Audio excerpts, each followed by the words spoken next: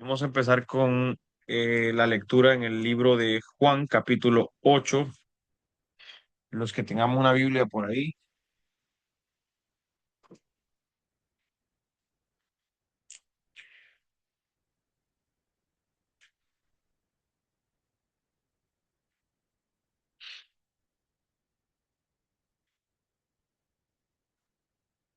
¿quién está por aquí?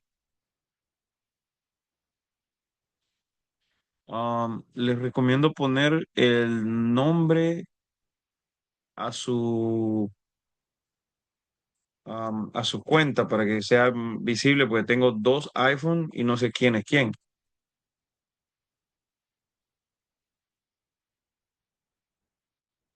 Bien, Juan capítulo 8, vamos a ir a hacer la lectura un poquito más rápido.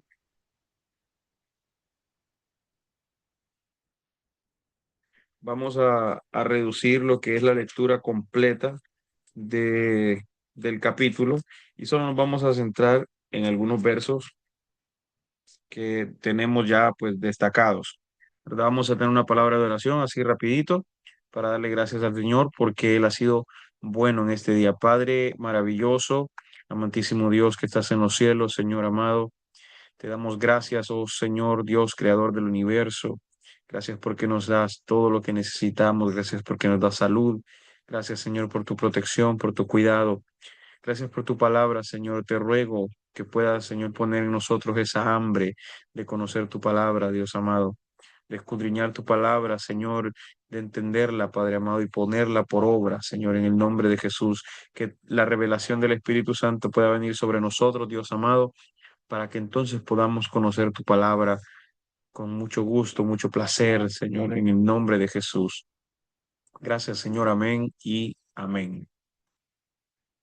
Algo muy hermoso, ponía yo ahí en el resumen, algo muy hermoso que llamó mi atención de este capítulo 8, ya que en la numerología bíblica significa reinicio, el número 8, y significa no solamente un reinicio, sino también volver a empezar. Y eso me llama la atención, ese dato, porque el capítulo en sí empieza dándole una nueva oportunidad a una mujer que fue encontrada en el acto de adulterio. Entonces, a veces nosotros tenemos que entender que, hermano, cada número, cada coma, cada tilde, todo lo que está escrito en la Biblia, independientemente, por ejemplo, en aquellos tiempos, los rollos de lo que hoy llamamos la Biblia no estaban divididos en capítulos y versículos, ahora sí lo están. Pero de alguna manera Dios tuvo esa iniciativa, de alguna manera Dios tuvo esa misericordia, mejor dicho, que trajo esa luz a la persona que hizo las divisiones y muchas de esas divisiones concuerdan con muchísimas cosas. Entonces, a lo cual, por ejemplo, en este capítulo, como les digo, me llama mucho la atención porque el capítulo, el número 8 en la numerología bíblica representa un reinicio, representa volver a empezar de nuevo. Entonces, y como les decía, el capítulo 8 empieza de esa manera, empieza dándole una segunda oportunidad a una mujer que fue encontrada en acto de adulterio. Entonces, si nos vamos al versículo 2 y 3, dice la palabra en el verso 2 y 3 del capítulo 8, leída para la gloria del Padre, del Hijo y con la revelación del Espíritu Santo. Dice, y por la mañana volvió al templo y todo el pueblo vino a él y sentado él les enseñaba. Entonces los escribas y los fariseos le trajeron una mujer sorprendida en adulterio y poniéndola en medio le dijeron, maestro, le dijeron, imagínense, poniéndosela en medio. Aquí quiero que hagamos un énfasis entre el versículo 2 y el versículo 3. Quiero que hagamos un énfasis. Dice aquí en la escritura, es interesante que la palabra no menciona dónde estaba Jesús específicamente, solo menciona que estaba en el templo y entendemos que como él era solo parte del pueblo, debía estar en los atrios y no más allá, como los sacerdotes, que pasaban al lugar santo y luego al lugar santísimo. Recordemos que en los atrios estaba el altar del sacrificio, es decir, los atrios era el lugar del juicio. Por eso le llevaron a la mujer a Jesús y la pusieron en medio para que él ejerciera juicio sobre ella. Mire cómo tiene relación las cosas que pasan o que pasaban en los tiempos de Jesús, porque dice la Biblia que tomaron a esta mujer y la pusieron en medio cuando Jesús estaba enseñando ahí en el templo. Entonces, recordemos que Jesús, la gente, por su forma de hablar, por los dones que él representaba, por todo lo maravilloso que él hacía, la gente le llamaba rabí por eh, la forma tan diferente como él enseñaba. La gente le llamaba rabí porque nadie del Sanedrín, nadie de los fariseos, de los saduceos, de los escribas, ninguno de ellos lo había ratificado a él como rabí o como maestro, por lo cual él era uno más de todos los israelitas que estaban ahí, por lo cual podemos decir que él estaba en los atrios del templo en ese momento enseñando y le llevan a esta mujer y la ponen en medio. Entonces hacemos énfasis en esto de que había juicio que se tenía que ejercer ahí, había un juicio y se lo están poniendo a Jesús, le están poniendo que él ejerza ese juicio sobre esta persona. Entonces vemos que lo ponen ahí en medio porque relacionándolo con lo que habla la palabra en el libro de Levítico, dice que el altar del sacrificio estaba ahí en los atrios del templo. Ese era el lugar, ese altar estaba hecho de bronce. El bronce, hermanos amados, el bronce representa juicio en la escritura. Entonces, en ese momento era el tiempo de ejercer un juicio sobre un inocente. ¿Quién era el inocente? El cordero que se llevaba para expiar los pecados del pueblo. Entonces se ejercía el juicio sobre este cordero inocente y todos los pecados recaían sobre el Cordero y entonces el pueblo era perdonado. En realidad era expiado. La palabra expiar significa cubrir. Sus pecados quedaban cubiertos, no eran borrados. No es como cuando Jesús se bautiza, que Juan el Bautista le dice, "He aquí el Cordero de Dios que quita, no que expía, sino que quita el pecado del mundo". Entonces, hay una diferencia entre un solo sacrificio que enseñaba Pablo, decía un solo sacrificio, no más, uno solo. Entonces, vemos que al Señor le ponen a hacer juicio y nosotros tenemos que tener cuidado y ser sabios cuando nos ponen a hacer juicio sobre algo, porque por ejemplo nos vamos a encontrar con personas que nos van a decir su versión de la historia, su versión de los acontecimientos, pero ¿y qué de la otra versión de la otra persona? No podemos nosotros ejercer un juicio sin antes haber conocido la segunda versión o haber conocido a la otra persona. Entonces, por esa razón es que en los tribunales, cuando se va a juicio, hay un abogado defensor y hay un abogado acusador. Entonces, hay dos personas que están ahí debatiendo la culpabilidad o inocencia de alguien, pero se le da la oportunidad a ambos de probar una de las dos partes, sea inocencia o sea culpabilidad. Entonces, por esa razón nosotros tenemos que ser sabios, así como Jesús lo fue. Si nosotros seguimos leyendo en el verso 4 y 5 dice la palabra. Le dijeron, maestro, esta mujer ha sido sorprendida en el acto mismo de adulterio y la ley nos mandó, y en la ley nos mandó Moisés apedrear a tales mujeres. Tú pues, ¿qué dices? Imagínese qué cosa tan tremenda. Tú pues, ¿qué dices? ¿No le ha pasado a usted que hay gente que trata de atacarlo a uno con la Biblia? ¿No le ha pasado a usted que de repente ellos dicen, ay, tómate una cervecita, hombre? De todas maneras, una no es mala. Si la Biblia dice que no nos embriaguemos, imagínese usted. Lo malo es embriagarse. Ahí le salen a uno hasta con la Biblia, no, que toma esto, porque no dice la Biblia ¿cómo se llama? Que Pablo le recomendó a Timoteo que bebiera, que tomara vino. O sea, pero uno se pone a pensar y dice, ¿cómo esta gente sabe de la Biblia solo para beneficio propio? Esto era lo que sucedía aquí en estos dos versículos, porque aquí nosotros debemos tener mucho cuidado cuando nosotros leemos, porque debemos buscar una referencia que nos dé contexto de las cosas que estaban pasando.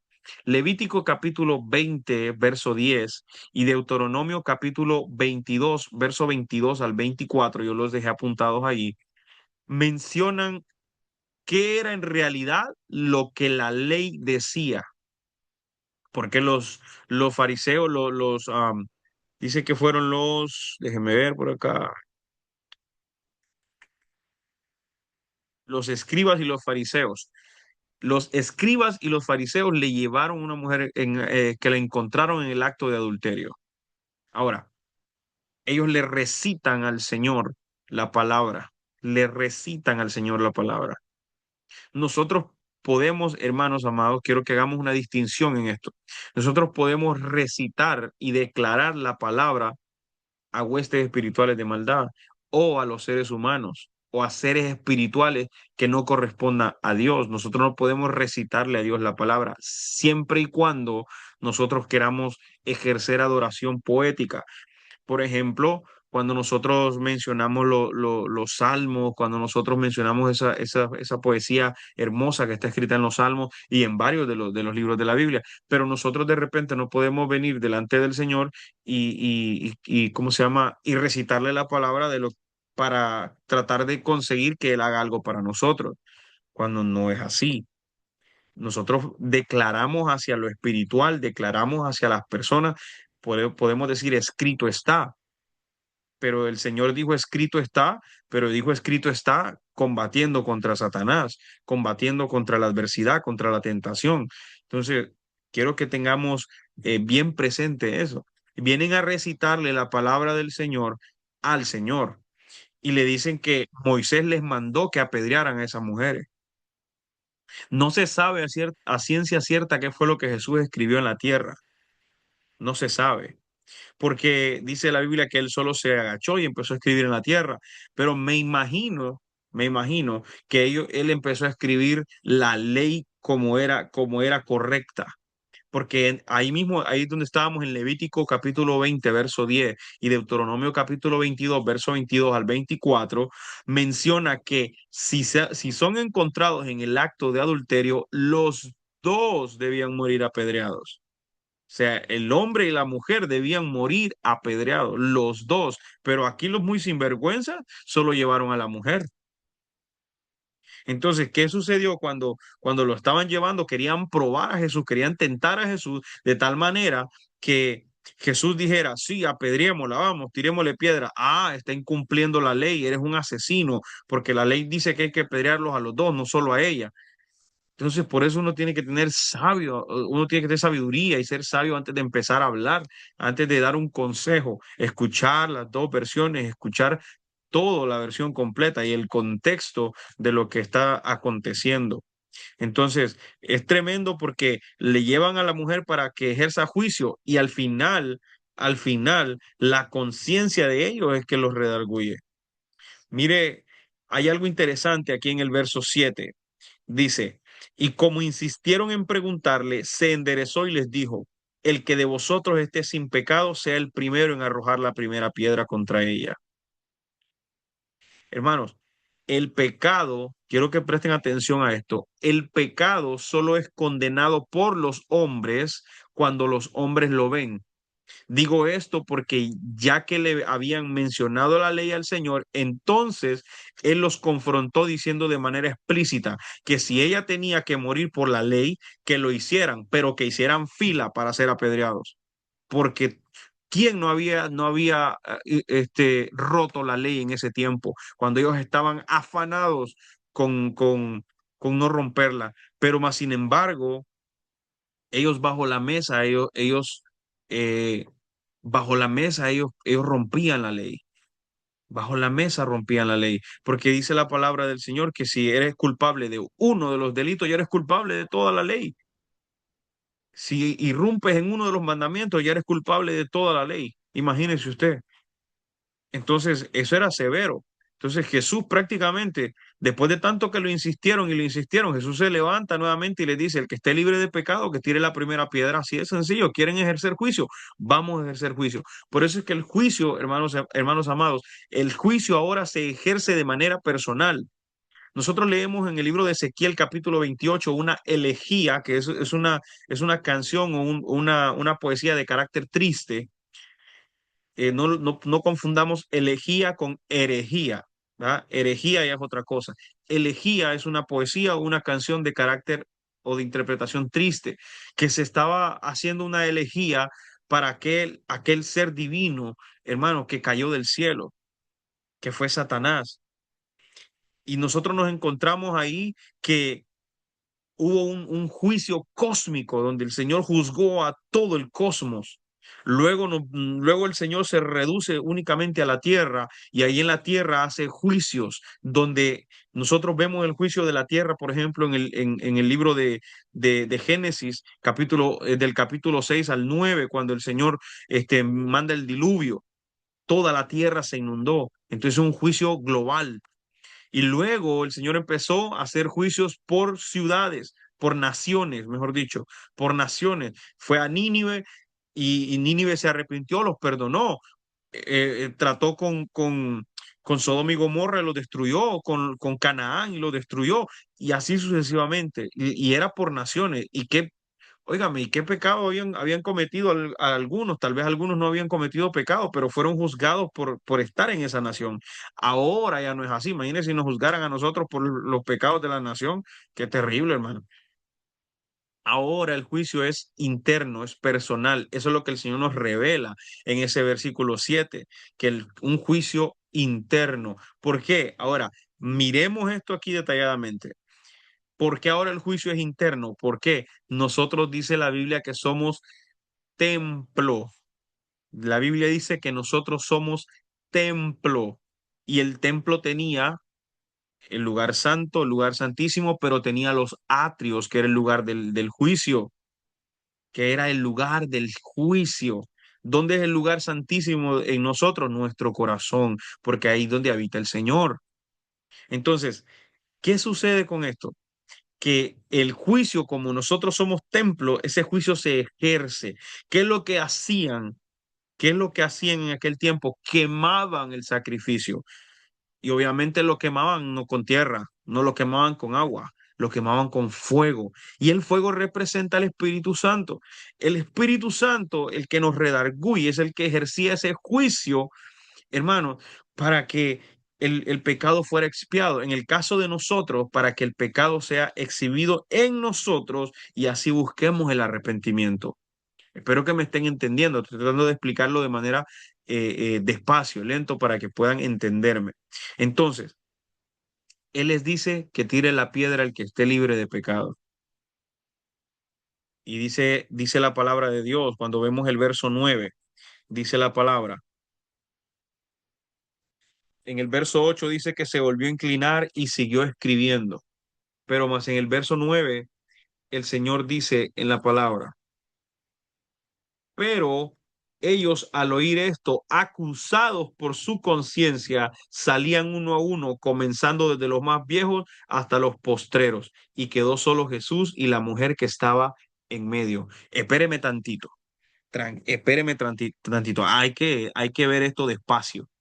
¿Cómo es posible ¿Cómo es posible que estaban los escribas y los fariseos, que eran gente santa, uy, que seguían la palabra de Dios, al pie de la letra? ¿Cómo es posible que ellos también fueron acusados por su conciencia?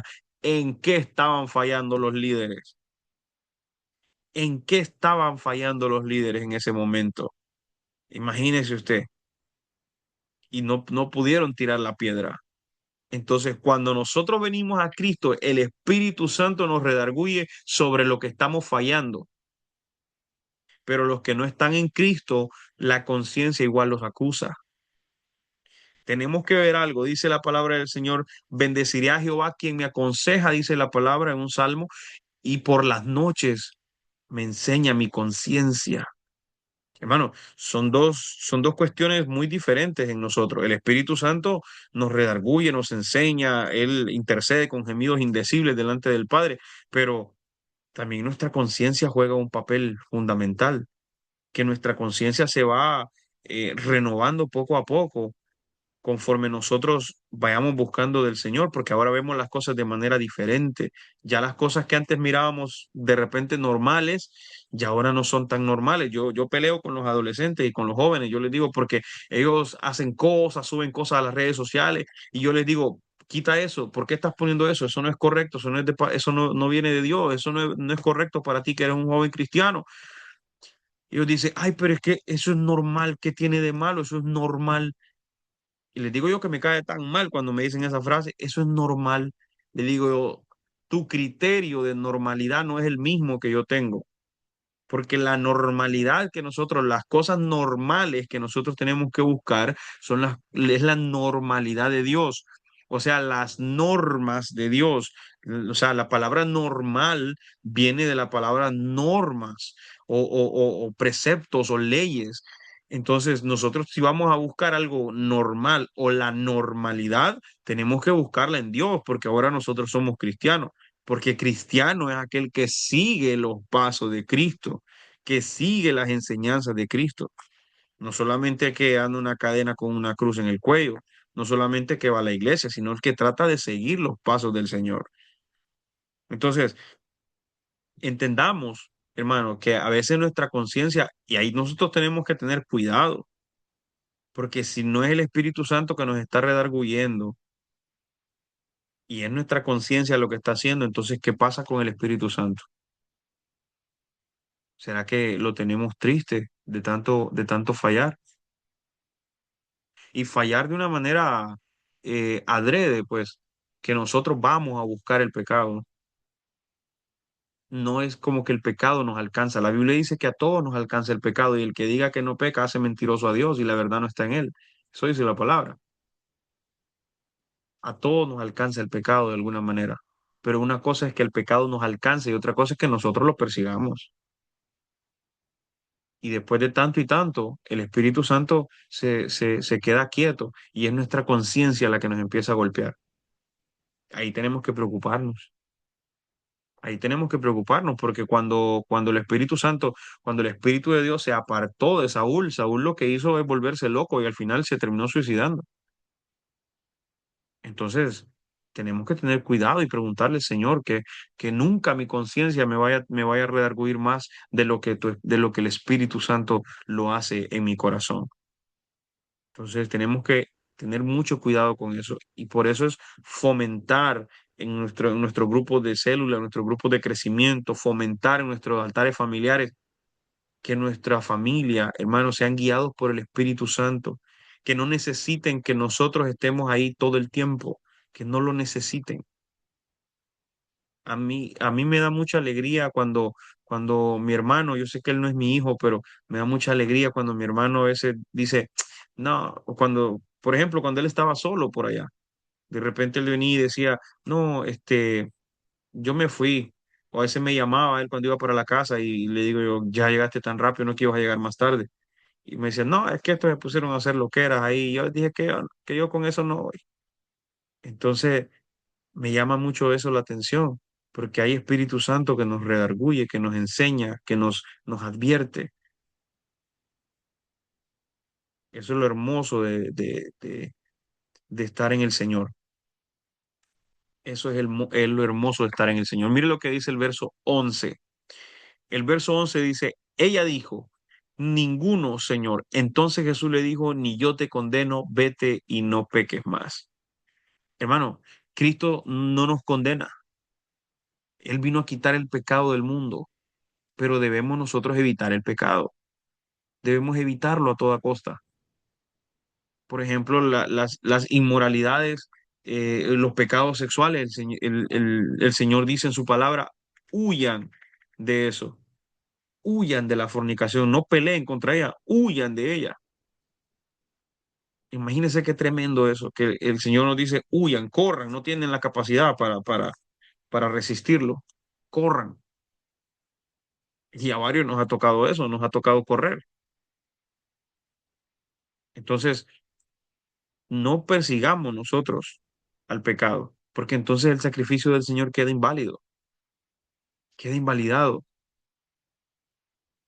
Entonces, si nosotros, hermanos, somos perseguidos por el pecado y el pecado nos alcanza, nosotros tenemos un abogado, porque Él vino a quitar el pecado del mundo.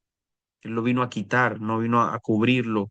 La Biblia dice en San Juan 3:17 que Él envió a su Hijo al mundo no para condenar al mundo, sino para que el mundo sea salvo por él. Jesús dijo, yo no los condeno, mi palabra es la que los va a condenar. Las cosas que yo he hablado son las que los van a condenar. ¿Por qué? Porque no las seguimos. porque el Señor dice que nos vayamos por la derecha y nosotros vamos por la izquierda, porque como ese camino decimos nosotros ya lo conocemos y es mejor, porque como no nos están viendo, porque como el pastor no está cerca, entonces seguimos el camino que yo quiero, el camino que a mí me da la gana, por decirlo así. Entonces no nos quejemos después con el Señor. No nos quejemos después con el Señor. El siguiente relato que se nombra ahí es Jesús, la luz del mundo. Vemos en el verso 12, dice, otra vez Jesús les habló diciendo, yo soy la luz del mundo, el que me sigue no andará en tinieblas, sino que tendrá la luz de la vida. Cuando venimos al Señor hay luz que nos ilumina nuestro camino para que no andemos en tinieblas. Es decir, que ahora vemos diferente las cosas que antes en el mundo mirábamos normales. Ahora las vemos completamente diferente. ¿Por qué? Porque la palabra de Dios entró a nosotros. No dice la palabra de Dios que lámpara es a mis pies tu palabra. Imagínense, es una lámpara. Ahora, quiero que nosotros prestemos atención, porque dice en el Salmo, lámpara es a mis pies tu palabra y lumbrera a mi camino. El salmista está dirigiéndose a Dios. ¿Y quién es la palabra? Hay una versión de la escritura en Juan capítulo 1 verso 1 dice que en el principio era la palabra y la palabra estaba con Dios y la palabra era Dios y por él todas las cosas fueron hechas y sin él nada de lo que hay sería. Entonces, lo que pasa es que nuestra versión de la Biblia dice en el principio era el verbo y el verbo era Dios, pero esa palabra verbo se traduce como palabra. Lo que estaba diciendo David en ese momento es, estaba reconociendo a Jesús o sea, de manera discreta diciendo que Jesús era esa lámpara en el camino que nos alumbraba. ¿Y qué dijo Jesús después? Ustedes leen las escrituras pensando que en ellas van a encontrar la vida, pero ellas son las que dan testimonio de mí. Más fácil, más hermoso, no se puede. Es tan bello cuando nosotros relacionamos la palabra. Y mire que la palabra de Dios tiene más de 63.000 concordancias. Imagínese usted. Y es tan precioso cuando nosotros podemos relacionar la palabra de un poquito por aquí, un poquito por allá, para poder entenderla y encontrar ese balance perfecto que necesitamos. Jesús es la palabra de Dios que nosotros necesitamos. Lo que nosotros hoy tenemos aquí como Biblia en nuestras manos, eso es la mente del Señor en nuestras manos para que nosotros podamos entenderlo, caminar con Él, buscar la manera de seguirle, seguir sus pasos, sus enseñanzas. Es tremendo, es hermoso y es lo que nosotros intentamos hacer. Por eso estamos nosotros edificando sobre la roca en nuestros altares familiares, en nuestro grupo de células. Estamos edificando sobre la roca, buscando la manera de transformar con la palabra de Dios, los hogares en los que nosotros estamos, de cualquier manera. Es algo precioso. Vamos a saltar rapidito al verso 19. Dice, ellos le dijeron, ¿dónde está tu padre? Respondió Jesús, ni a mí me conocéis, ni a mi padre. Si a mí me conocieseis, también a mi padre conocerías. Imagínense, dice por aquí en lo que escribí en el resumen, dice, recibir a Cristo no es conocerle. Conocerle es la consecuencia de haberle recibido. Y eso lo hacemos día con día en cada devocional o en cada vez que decidimos escudriñar las escrituras, ya que Jesús dijo que dan testimonio de él. Recibir a Cristo no es conocerle, no, eso no es conocerle. Por ejemplo, bueno, no sé si en aquellos tiempos, yo creo que todavía no habían teléfonos celulares, ¿verdad? Cuando el hermano Flavio y la hermana Karina se juntaron, cuando ellos se conocieron, pero que se vieran y que se hablaran y dijeran, hola, me llamo Karina, hola, me llamo Flavio, eso no es conocerse, eso es saber el nombre de una persona. Conocerse es cuando la hermana Karina se dio cuenta lo que le gustaba comer, lo que le gustaba vestir, el hermano Flavio se dio cuenta de su color favorito y así sucesivamente. ¿Y cómo se dio eso? Con comunicación constante, con cartitas en aquel tiempo tan precioso, con cartas de amor. Aquí tenemos un montón de cartas de amor de parte del Señor para nosotros. Solo es cuestión de que las leamos y vamos a conocer lo maravilloso que es Él para nuestra vida. Cómo poder aplicar la palabra a nuestra vida, a la vida de los demás, para poder ayudarles, para poder instruirlos. Porque, hermanos amados, si usted hasta el día de hoy no se ha dado cuenta, le voy a decir, pero por favor, que esto solo sea entre usted y yo, aunque esto va a ser subido a YouTube, ¿ah? Pero si usted no se ha dado cuenta, usted es un líder, usted es una líder. ¿Y qué significa ser líder? El líder es el que guía, es el que apoya, es el que alienta, es el que exhorta, no es el que manda. Eso es un líder. No es el que da órdenes, no, es el que enseña con el ejemplo.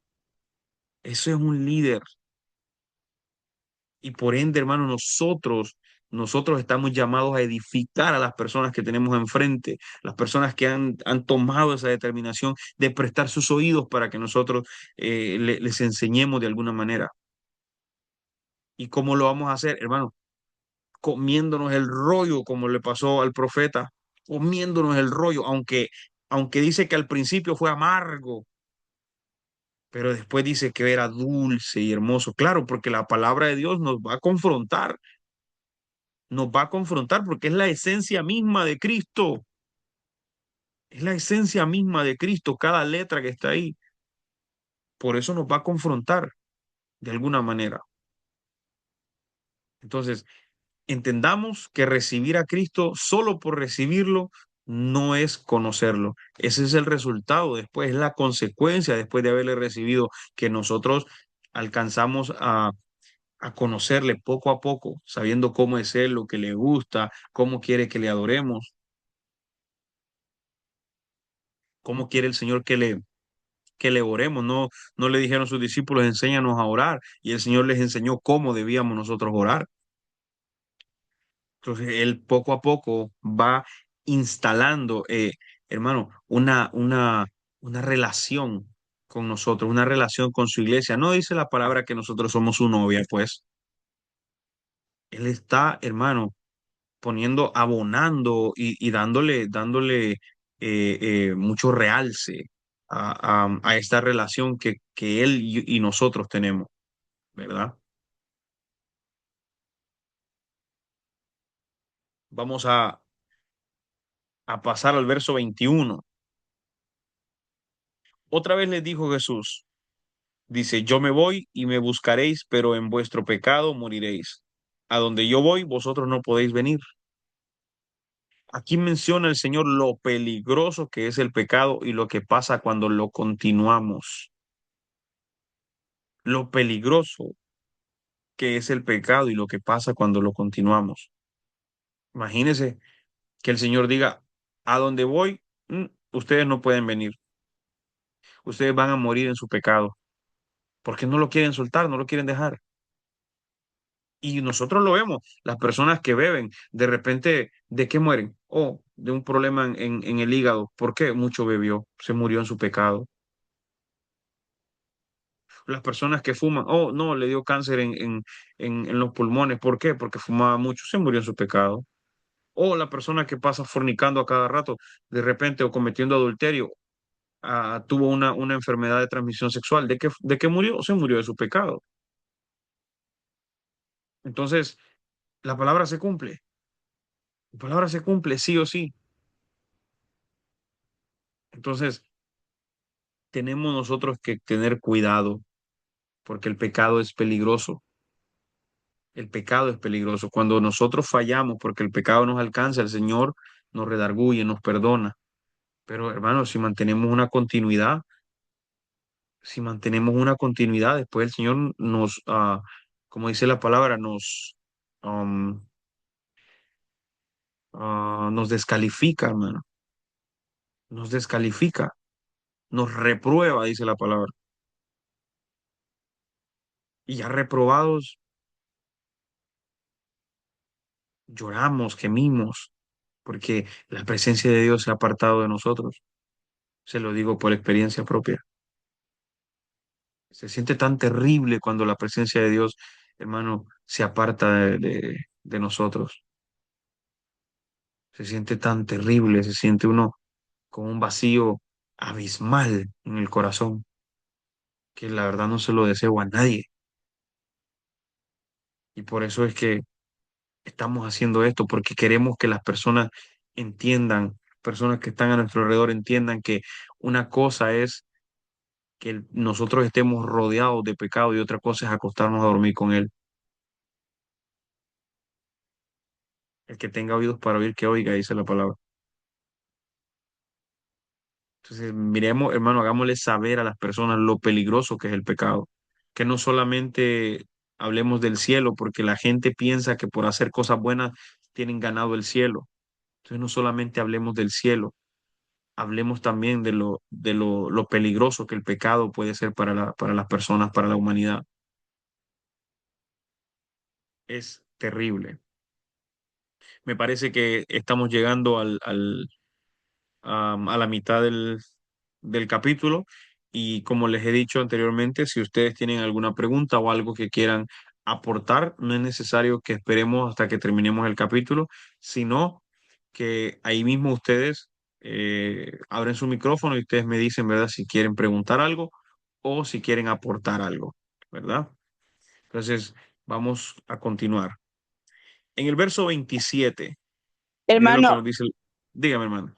Dios le bendiga, pero quiero hacerle una Bendición. pregunta. Dígame. Cuando dice, cuando dice, ve aquí en el versículo, inclinándose de nuevo, dice, hacia el suelo, siguió escribiendo en tierra. ¿Usted sabe lo que el Ujú. Señor escribió en la tierra? Fíjese que todavía hoy en día no se sabe. Simplemente se dice que él estaba escribiendo. Eso es lo único que mencionan los evangelios. Ujú, No se sabe a ciencia cierta qué fue lo que escribió. Ninguno de las personas que yo sigo, que son maestros, teólogos, personas así, ninguno de ellos tiene una visión concreta. Solo podemos nosotros especular, por lo que, por ejemplo, yo trataba de estudiar de esa manera. ujú, eh, Algunos, concuerdo con algunos de ellos, mejor dicho, que Jesús tal vez estaba escribiendo la ley como era, así correctamente como era, porque, como les digo, en Deuteronomio capítulo 22 verso 22 al 24 y en Levítico capítulo 10 ahí es donde menciona sobre las personas que eran am, encontradas en el acto de adulterio. Y decía la Biblia, la ley decía que los dos debían morir, pero a él en ese momento solo le llevaron a la mujer, esos bandidos. Entonces, me imagino yo, pienso yo, este es mi criterio personal y concuerdo con algunos maestros de las escrituras que he podido seguir en las redes, que pues ellos dicen que seguramente él estaba escribiendo así, la ley como era, para que ellos pudieran ser ¿cómo se llama?, golpeados o acusados por su propia conciencia por estar intentando tentarle a él de esa manera. Pero no existe a ciencia cierta qué fue lo que el Señor escribió en la tierra. ok, gracias, hermano. Amén. Continuamos entonces, verso 27 dice la palabra, pero no entendieron que les hablaba del Padre. Dice que el Señor les estaba hablando del Padre y ellos no lo entendieron. Podemos aplicar a nuestra vida diaria este verso tomando como ejemplo al Señor, ya que menciona que Él hace lo que el Padre le enseñó. Ese es parte del contexto del capítulo. Él hace lo que el Padre le enseñó. Eso hace un llamado al ejemplo que los padres den a sus hijos. El Padre le enseñó al Hijo a hacer cosas buenas. Debemos preguntarnos qué le estamos enseñando nosotros a nuestros hijos. ¿Qué le estamos enseñando nosotros a nuestros hijos? No quiero profundizar mucho en el tema porque de repente algunos empiezan a pensar en sus cabezas, pues si usted ni es papá, ¿qué tiene que decir a eso? Bueno, pero hablo de repente como hijo, de repente las prohibiciones o el libertinaje son, son, son, son límites o excesos que no debemos llegar, sino mantener mantener un balance, porque si somos demasiado ¿cómo se llama? Rudos en prohibir tantas cosas de cualquier manera, nosotros los hijos vamos a ir a buscarlo, de cualquier manera. Pero si somos demasiado libertinos, nosotros como hijos nos tomamos en nuestra cabeza que todo es permitido, que todo es lícito, que, que no hay problema, que no pasa nada. Entonces hay que tener como un balance en eso. Pero ahí eso ya es, digamos que me pongo yo a escribir en la tierra como Jesús lo hizo y que a cada uno de nosotros que estamos aquí, pues nuestra conciencia nos pueda decir qué le estamos enseñando nosotros a nuestros hijos. Y luego cuando usted vaya a enseñar a la célula, asimismo, que los padres que estén ahí puedan, su conciencia pueda redarguirlos al mismo tiempo que el Espíritu Santo los toque a ellos para pensar qué estamos enseñando a nuestros hijos. ¿Le estoy enseñando yo a ser rudo con sus hijos cuando crezca? ¿O le estoy enseñando a ser una persona de bien? ¿O le estoy enseñando a ser una persona que valore a sus hijos de alguna manera, que confíe en sus hijos? ¿Qué sé yo? Ahí es a criterio de cada quien. Yo no soy papá, ¿verdad? Entonces no quiero que me juzguen, ¿verdad? De esa manera. Pero es palabra de Dios. Jesús estaba hablando de su padre en el cielo, donde él decía que lo que él miraba a su padre hacer era lo que él hacía. Entonces, palabra de Dios, donde lo podemos nosotros aplicar a esta situación que nosotros vivimos, a esta situación que nosotros vivimos. ¿Sabes por qué? Porque de repente los padres dicen, yo voy a darle a mis hijos lo que yo no tuve, pero lo que tú no tuviste fue lo que te formó tu carácter, lo que te hizo una persona de bien, lo que te hizo avanzar, lo que te hizo ser una persona exitosa. Entonces estamos dándole demasiada comodidad de repente a los hijos, hermano, y entonces se vuelven mimados, algunos parásitos de la sociedad. Perdóneme, perdóneme, porque conozco varios en esta vida, que es tremendo de esa forma, como pasa a veces con los padres. Entonces es un llamado a los padres a seguir el ejemplo del Padre Supremo que tenemos, que se llama Jehová de los ejércitos. Continuando en el verso 31 y 32, dice la palabra, entonces Jesús a los judíos que habían creído en él, les dijo, si vosotros permaneciereis en mi palabra, seréis verdaderamente mis discípulos y conoceréis la verdad y la verdad os hará libres. Mire qué cosa tan tremenda. El Señor menciona la importancia de permanecer en Él por medio de la palabra, por medio de su palabra. Por esa razón, mientras más Biblia nosotros estudiamos, más libres somos. Mientras más Biblia nosotros estudiamos, más libertad tenemos, más libres somos, porque nos damos cuenta, hermanos, nos damos cuenta de la libertad que hay en Cristo. Se lo pongo de esta manera, por ejemplo, nosotros escuchamos a nuestros pastores viejitos hablar sobre algunas cosas que a ellos no les parece, que en aquellos tiempos el maquillaje era pecadísimo, ¿no? Eso era terrible. De hecho, inventaban hasta canciones con esas cosas, o el pantalón en las mujeres, o ese tipo de cosas, o incluso que las mujeres utilizaran joyería. Yo no sé yo no sé dónde metieron el libro del Cantar de los Cantares, que menciona todas esas cosas que son hermosas y son agradables en una dama, en una mujer. No sé dónde lo pusieron. Lo agarraron todo a término espiritual, pero son cosas literales. Entonces, nosotros vemos todo eso y cuando los pastores viejitos, los líderes viejitos, los ancianos de aquellos tiempos que le entregaron su vida al Señor en aquellos tiempos duros, duros, hermano, como hablábamos que para poder bautizarnos necesitábamos unas clases que nos daban o que le daban al que se quería bautizar a veces hasta un año y los mantenían vigilados. Si caían, les daban más tiempo. Y la gente anhelaba bautizarse y pasaban todo ese tormento para poder bautizarse. Hoy les decimos, bautícese, mire que el Señor le ama, que el Señor le quiere. No le vamos a poner a estudiar nada, tal vez un ratito, hay unas 2 semanas, unos 3 días. Ay, no, qué pereza. Hermanos, y nosotros encontramos libertad porque con el pasar de los tiempos, con el pasar de los años, la gente fue estudiando más y más la palabra y se fueron dando cuenta de que había muchas cosas que eran hermano, perdóneme, tonterías, que en qué le afectaba el pantalón, que en qué afectaba eh, eh, ¿cómo se llama?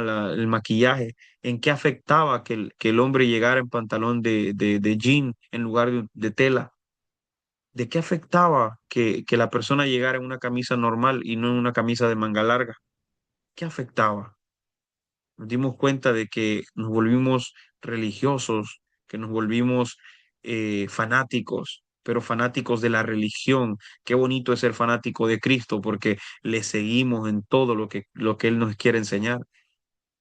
Por eso, a medida, mientras más vamos estudiando la palabra, más libres somos nosotros. Encontramos más libertad para amarle, para seguirle, pero le damos vuelta a la tortilla.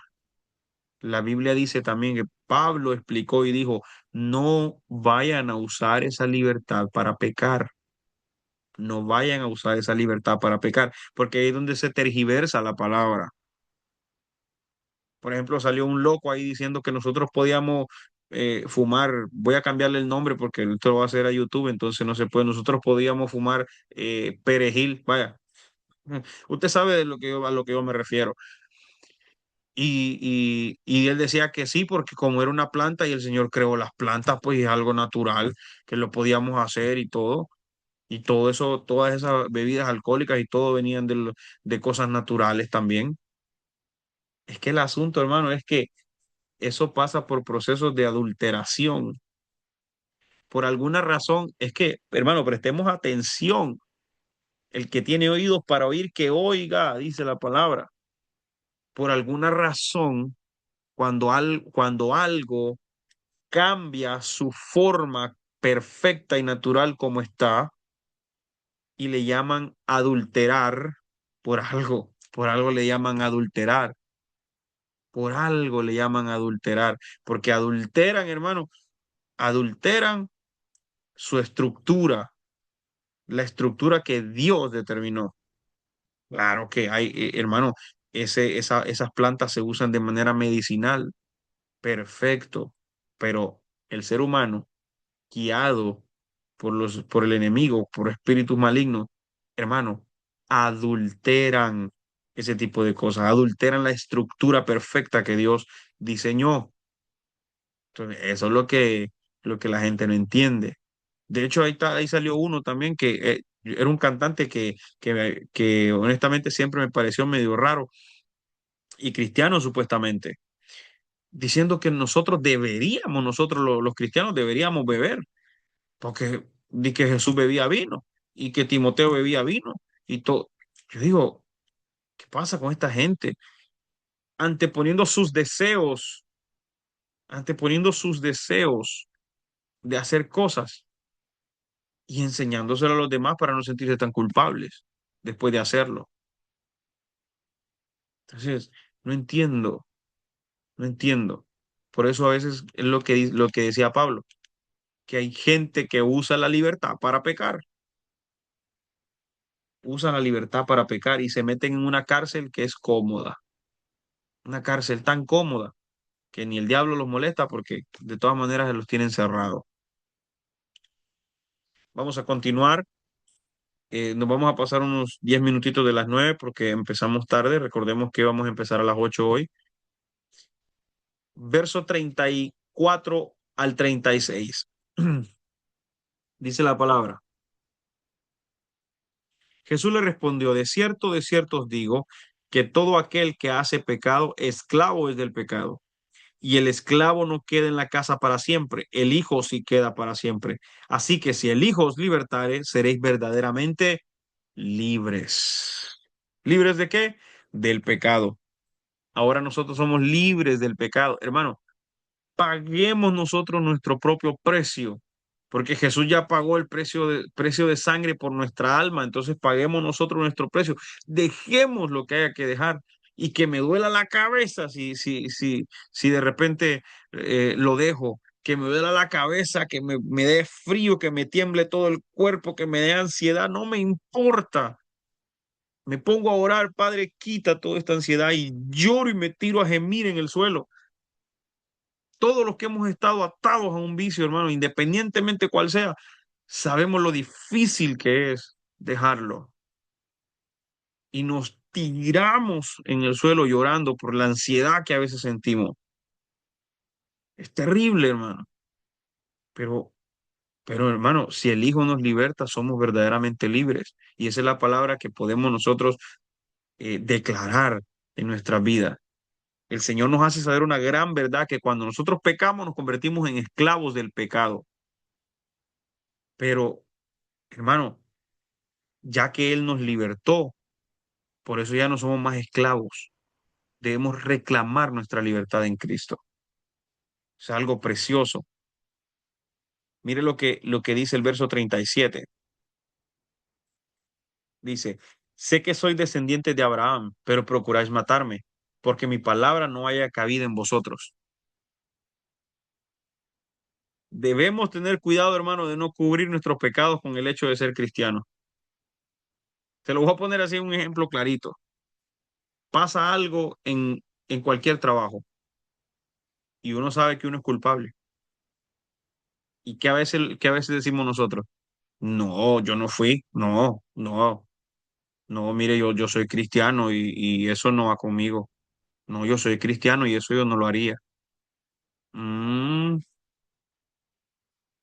Y el Señor les dijo, yo sé que ustedes son hijos de Abraham. De hecho, ustedes lo mencionan mucho que son hijos de Abraham, pero, pero quieren matarme. Yo sé que ustedes son cristianos, pero le mienten al jefe. Yo sé que ustedes son cristianos, pero ahí andan tratando de esconderse del pastor para que no los mire. Yo sé que son cristianos, pero están defalcando.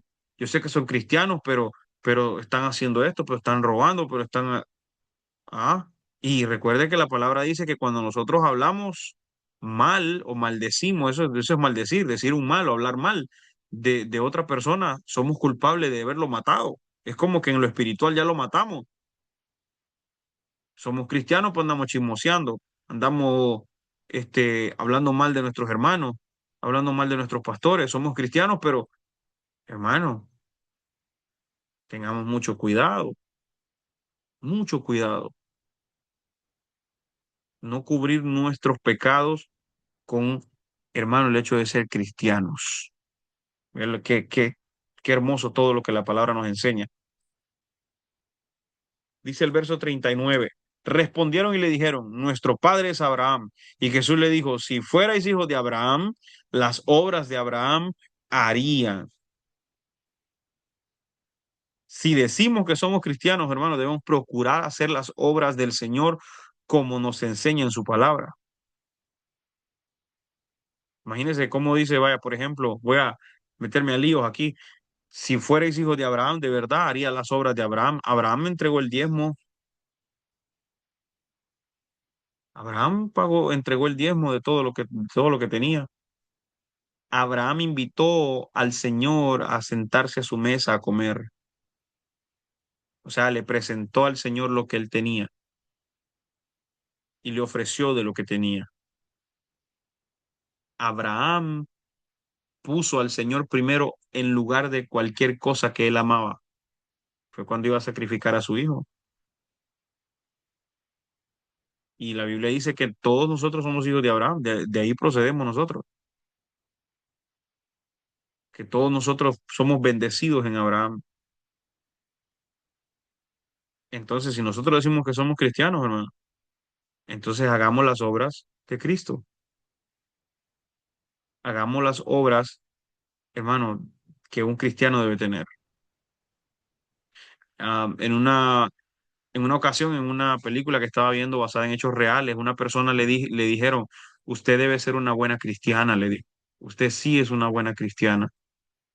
Y ella le dijo con humildad, al menos lo intento, le dijo. Al menos lo intento. Eso es lo que nosotros, hermanos, debemos intentar hacer. Debemos intentar ser cristianos de verdad, no religiosos, espérese, no evangélicos. Creo que quiero que entienda bien el concepto, que nosotros, hermanos, procuremos ser no evangélicos, no pentecostés, sino cristianos, seguidores de Cristo y de sus enseñanzas, de sus valores, de sus normas, de sus principios.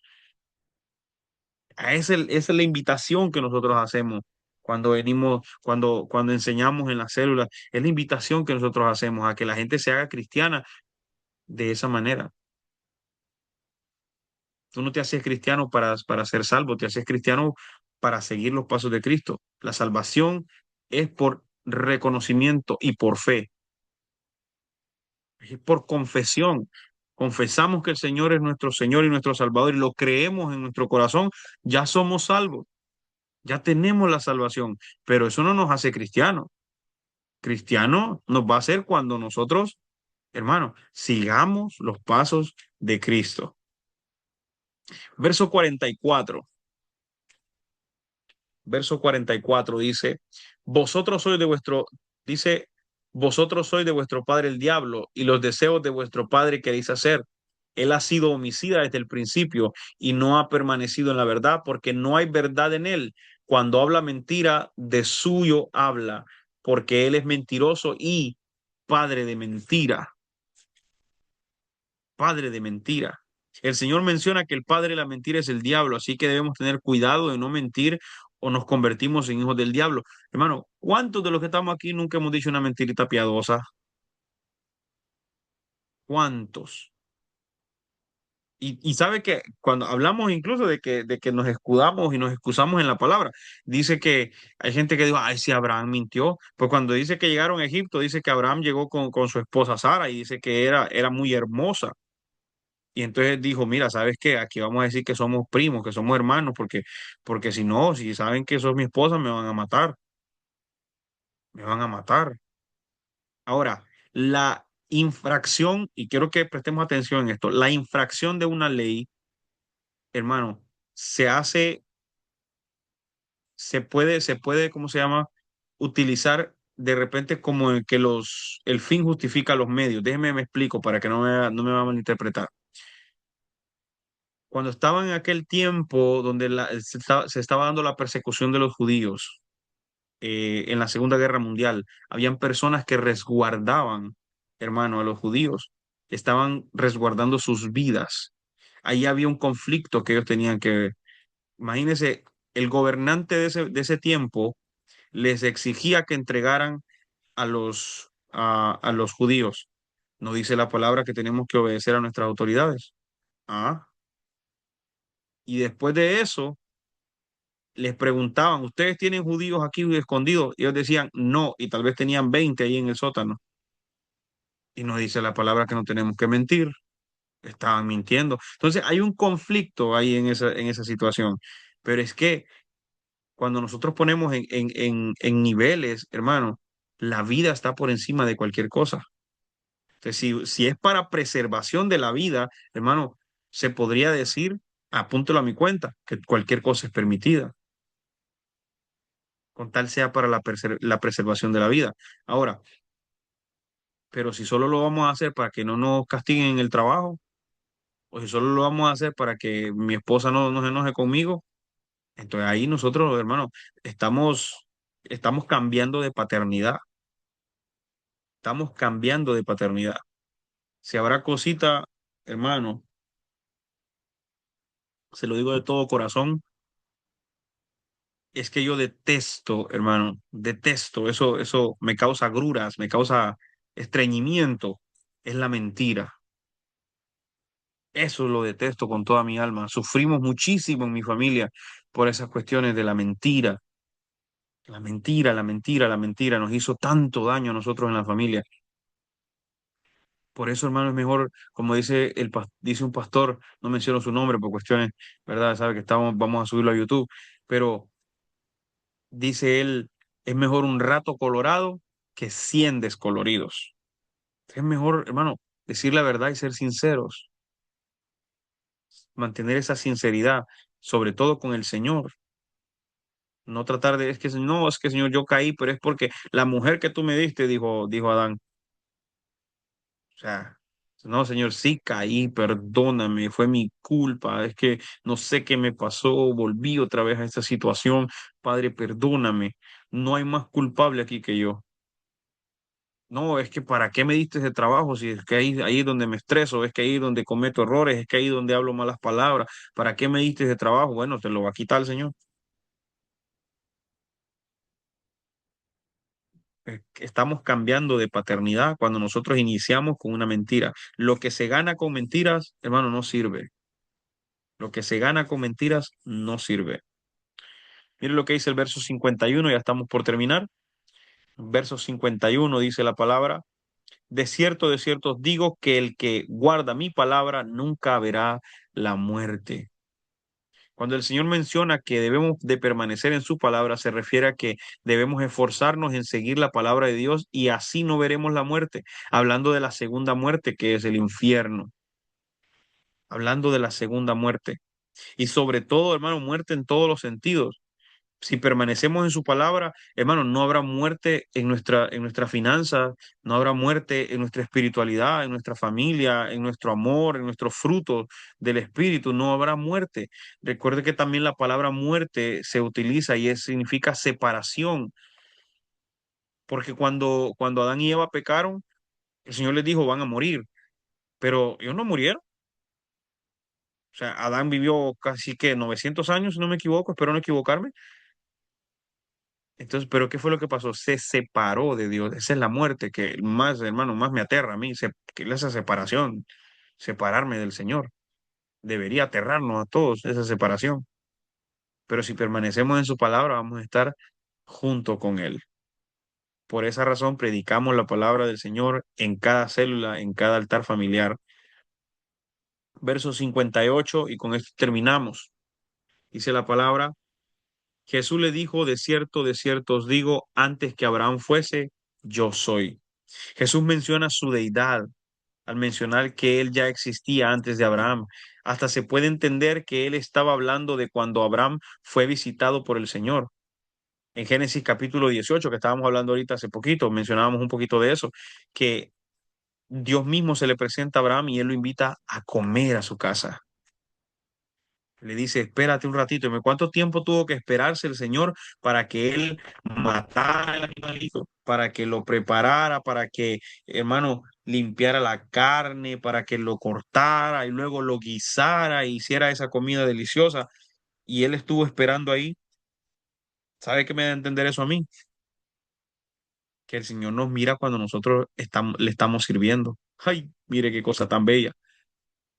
Se me viene esa revelación ahorita en este momento, ahí para que cualquiera lo pueda usar en una predicación, si quieren, cómo el Señor nos ve utilizando la historia de Abraham, cómo el Señor miraba a Abraham mientras le estaba sirviendo, mientras le estaba cocinando, porque no dejó que Sara lo hiciera, lo hizo él personalmente. Qué bello que el Señor nos mira cuando lo estamos sirviendo, si lo hacemos de corazón, si lo hacemos bien, si fallamos en algo, si cometimos un error. Señor, ahí está. Y perdóneme, yo soy bien imaginativo, me gusta imaginar que de repente el Señor le decía a Abraham, échale un poquito más de sal. Ay, te faltó el condimento. Sí, ponle la colita también, ponle la colita, a mí me gusta la colita. Yo no sé, yo me imagino al Señor así, porque si él le iba a cocinar al Señor, tenía que saber qué era lo que le iba a cocinar. Pero Abraham, hermano, le preparó lo mejor.